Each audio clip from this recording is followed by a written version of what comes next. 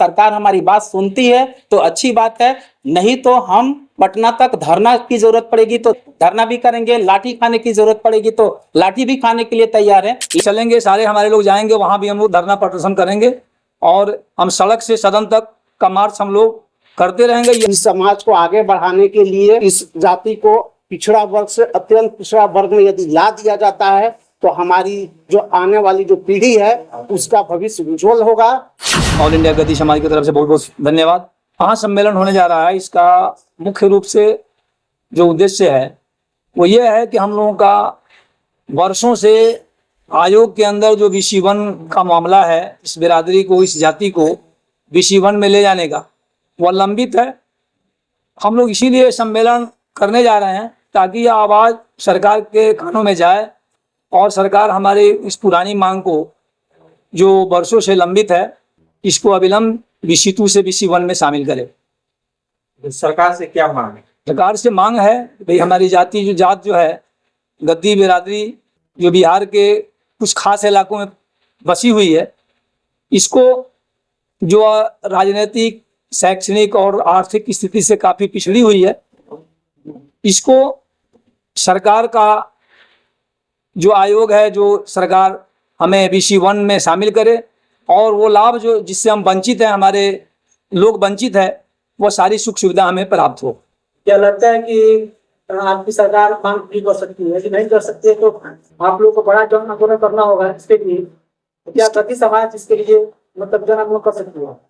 बिल्कुल, इसके लिए हम लोग अभी शुरू करने जा रहे हैं। ये महासम्मेलन करेंगे, इसके बाद सरकार यदि हमारी आवाज़ को नहीं सुनेगी तो इसके लिए हम लोग पटना तक का वहाँ सब कुछ चलेंगे, सारे हमारे लोग जाएंगे, वहाँ भी हम लोग धरना प्रदर्शन करेंगे और हम सड़क से सदन तक का मार्च हम लोग करते रहेंगे। ये हम लोग का संकल्प है। अभी बिहार में 2025 में चुनाव होने जा रहा है, तो आपका बहुत बड़ा मुद्दा है, ये चुनाव के लिए बहुत बड़ा मुद्दा साबित हो सकता है। बिहार में कुल कितनी जनसंख्या गद्दी समाज है? अभी जो पिछले 2024 में जो एक आंकड़ा आया उसमें हमारी बिरादरी का जो सही आंकड़ा था उसको छुपाया गया, कहीं ना कहीं उससे कम दिखाया गया, जबकि हम लोगों ने अपना जो सेंसस किया था पूरे बिहार में हम कितने हैं उसमें और सरकारी जो आंकड़ा है उसमें काफ़ी वेरिएशन है। उसमें हमारी आबादी को छुपाया गया है। इस तरह अभी हम जो 6-7 जिलों में जो हमारी आबादी है ये लगभग 1.5 लाख के आसपास, लेकिन गवर्नमेंट का जो आंकड़ा आया उसमें 60,000 के आसपास दिखाया गया। तो उसमें वहाँ भी हमारी आबादी का आधा हिस्सा जो है गवर्नमेंट विलुप्त कर दी। इसके लिए भी हम संघर्ष करेंगे। प्रत्येक वर्ष आप लोग का सभा होता है, काफी जिले से लोग पहुंचते हैं, सभाएं अच्छी से होती है, लेकिन गद्दी समाज जो है काफी पिछड़ा वर्ग मतलब क्या आता है, लेकिन उसको उसको जो मांग होती है मांग नहीं करती है।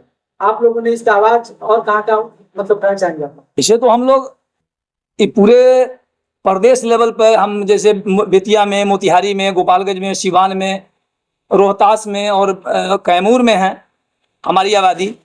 तो हम लोग इस बार जो हम महासम्मेलन करने जा रहे हैं वो तो एक करते हैं हम प्रत्येक वर्ष के 31 दिसंबर को गद्दी दिवस के रूप में, उसमें भी सभी लोग शामिल होते हैं। लेकिन इस बार का जो मेरा महासम्मेलन होने जा रहा है ये प्रदेश स्तर पर होगा और इसमें हमारे राष्ट्रीय अध्यक्ष और बिहार सरकार के माननीय समाज कल्याण हमारे अल्पसंख्यक मंत्री माननीय जमा खान साहब भी हमारे मुख्य अतिथि होंगे और हमारे विशिष्ट अतिथि भी हमारे बहुत सारे लोग होंगे।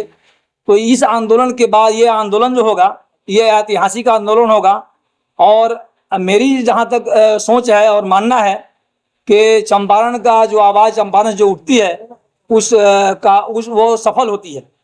तो इसी संकल्प के साथ इस महासम्मेलन का आगाज़ हम लोग चंपारण से ही कर रहे हैं और इसके बाद हम लोग अपने बिरादरी के जो दूसरे जिलों में बसी हुई है वहाँ करेंगे और इसको यहाँ से सड़क से होते हुए हम लोग सदन तक जाने की कोशिश करेंगे। ये महासम्मेलन जो है 16 जून को स्थान शुभारंभ बेतिया सरिस्वा मुख्य मार्ग में, समय 12 बजे दिन में। पूर्व में भी ये BC2 से BC1 में शामिल करने के लिए आयोग द्वारा एक रिपोर्ट तैयार की गई थी, तो वो रिपोर्ट जो है किसके फेवर में?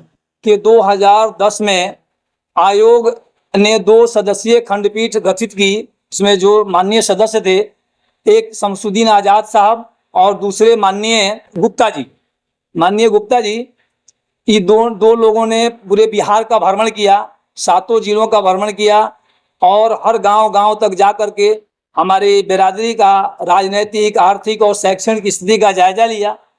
और 2011 में उन लोगों ने, माननीय दोनों सदस्यों ने आयोग को अपना जांच रिपोर्ट समर्पित किया।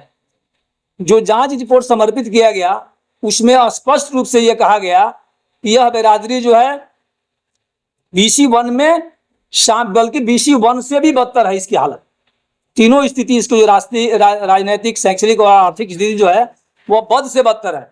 इसको जो है यह हर हाल में इसको BC1 में शामिल कर लेना चाहिए। लेकिन इत्तेफाक से उन लोगों को रिपोर्ट समर्पित करने के बाद दोनों जो माननीय सदस्य थे उन लोगों का कार्यकाल पूरा हो गया और ये पारित नहीं हो पाया। और उसके बाद जो लोग आए उससे हम लोग का जो फाइल था उसको ये लोग ठंडे बस्ते में रख दिया, जिसके लिए हम लोग आज तक प्रयत्नरत हैं आयोग में। और इसके लिए हम लोगों ने कई बार ज्ञापन मुख्यमंत्री जी को भी सौंपा। इसके पहले जो हमारे माननीय मंत्री थे अपने जिला के अल्पसंख्यक विभाग के, उनसे भी हम लोग मिले। 2 बार इसके लिए सदन में क्वेश्चन भी हुआ। सरकार से ये आश्वासन दिया गया चिट्ठी के माध्यम से, पत्र के माध्यम से, कि इसमें जो है पुनः आयोग का जो है स्थल निरीक्षण की आवश्यकता है। लेकिन अब तक दोबारा स्थल निरीक्षण भी नहीं हुआ और हम लोगों का मामला जो है उसी तरह आयोग के टेबल पर वो फाइल हम लोगों का लंबित पड़ा हुआ, जिससे हमारे बच्चे और बच्चियों को काफ़ी नुकसान हो रहा है।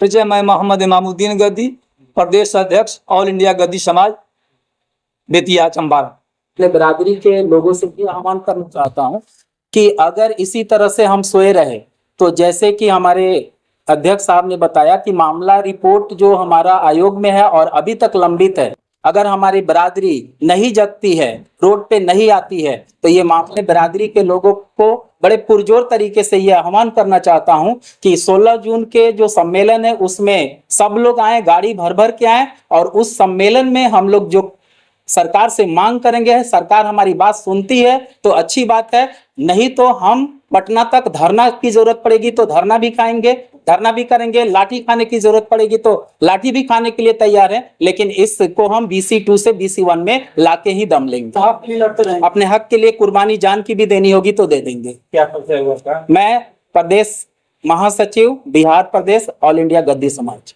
गद्दी समाज वो सामाजिक रूप से, आर्थिक रूप से, शैक्षणिक रूप से काफी पिछड़ा हुआ है। इस समाज को आगे बढ़ाने के लिए इस जाति को पिछड़ा वर्ग से अत्यंत पिछड़ा वर्ग में यदि ला दिया जाता है तो हमारी जो आने वाली जो पीढ़ी है उसका भविष्य उज्जवल होगा। और इसके लिए हम लोग पूरे तन मन धन से प्रयासरत हैं। हम सरकार तक अपनी बात को पहुंचा रहे हैं। सरकार हमारी बातों को, हमारी मांगों को मान ले और इस पिछड़ी हुई इस जाति को, जो कि अत्यंत पिछड़ी हुई जाति का दर्जा पाने का हकदार है, उसे अत्यंत पिछड़ा वर्ग में शामिल कर दिया जाए। यही सरकार। मैं प्रोफेसर मुस्तफा नवाज, प्रदेश विद्या प्रभारी, बिहार।